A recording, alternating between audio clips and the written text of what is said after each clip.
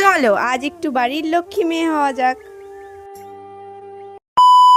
নমস্কার সবাইকে, আমি বিপাশা। আমার নতুন আরেকটি ভিডিওতে তোমাদেরকে স্বাগত। প্রথমেই বসে পড়েছি নখ কাটতে, কারণ নখ বড় হয়ে গেলে আমার একদম ভালো লাগে না। আরে হ্যাঁ গো হ্যাঁ, বাড়িতে আমি এরকম কাজের লোকের মতনই থাকি।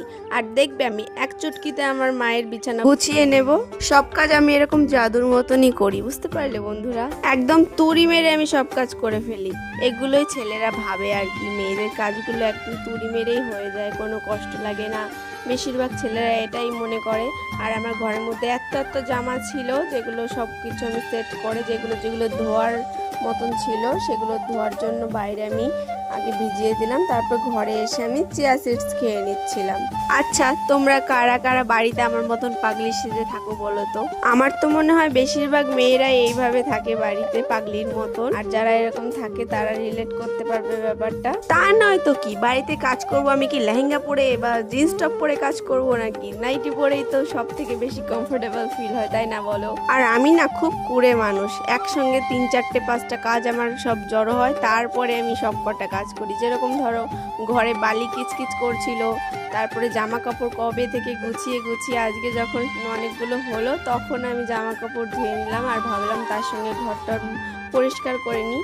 যখনই একটা জামা প্যান্ট নোংরা হয় তখনই ভাবি আর কটা হোক, আর 2 দিন পরে ধোবো, আর 2 দিন পরে ধোবো, এরকম করতে করতে এক গাদা হয়। তারপরে আমি গিয়ে সব কটা কাজ করি। তারপরে স্নান করে নিজের একটু কেয়ার করে নিচ্ছিলাম, তারপরে একটু মায়ের পুজোটা দিয়ে দিলাম আর কি।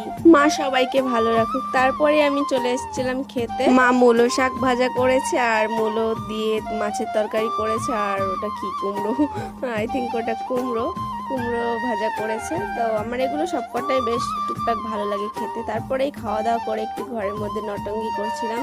তারপরে তো সারাদিন শুয়েই ছিলাম। তারপরে একটু বিকালবেলা উঠে তারপরে জামা কাপড়গুলো তুলে নিলাম এক এক করে। শুয়ে থাকতে থাকতে আমার একদম পিঠ ব্যথা হয়ে গেছিল, এর জন্য ভাবলাম যে রাস্তা দিয়ে একটু হেঁটে আসি, তাহলে একটু শরীরটা ভালো লাগবে। তারপরে আমি টুকটুক করে হাঁটতে হাঁটতে চলে গেছিলাম অনিশা দিদিদের বাড়িতে। ওদেরকে বললাম যে বাড়িতে এখন আর কি করব, বোর হচ্ছি, ভালো লাগছে না, চল একটুখানি রাস্তা দিয়ে হেঁটে আসি। আর বৌদি দেখছি পপকর্ন নিয়ে এসছে, আর পপকর্ন তো না, মনে হচ্ছে যে রবার্ট খাচ্ছি, কেমন একটা যেন হয়ে গেছে। তারপরে কি ওরা একটু রেডি শেডি হয়ে নিল। তারপরে টুকটুক করে আমরা হাঁটতে হাঁটতে যাচ্ছিলাম, আর হাঁটতে হাঁটতে আর কোথায় যাবো, আমরা হাঁটতেই যাচ্ছি। হাঁটতে হাঁটতে যেতে যেতে দেখছি যে আমাদের পাড়ায় প্যান্ডেল হচ্ছে কালী পুজোর। তোমরা সবাই আসবে কিন্তু অবশ্যই আমাদের এখানে পুজো দেখতে। আমাদের বাড়িতে হট্টগোপালপুরে, তোমরা সবাই আসবা, ঠিক আছে? আমাদের এই ব্রিজটা আমার এতটা ভালো লাগে, কি সুন্দর মনোরম পরিবেশ, ফাঁকা জায়গা। আমার এরকম